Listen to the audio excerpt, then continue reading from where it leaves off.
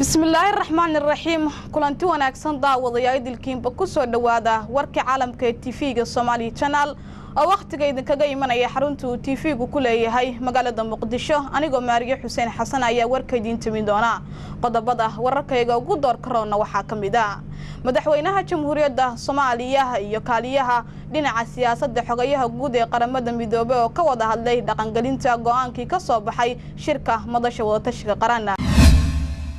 xildhibaanada Soomaaliya oo maanta ansixiyay sharciga qaxootiga iyo barakacayaasha banaanbax ballaaran oo looga soo horjeedo kastamka degmada Saylac oo ka dhacay afafka hore ee degmadaasi maamulka gobolka Hiiraan oo sheegay wasaaradda arrimaha gudaha isla afgarteen in la badiyo wadatashyada lala yeelanayo dadka ku dhaqan gobolkaasi qodobada wararka dibadda ugu door karoona waxa kamid ah Ruushka oo sheegay in uusan joojinayn weerarka dhanka cirka oo ku hayo mucaaradka Suuriya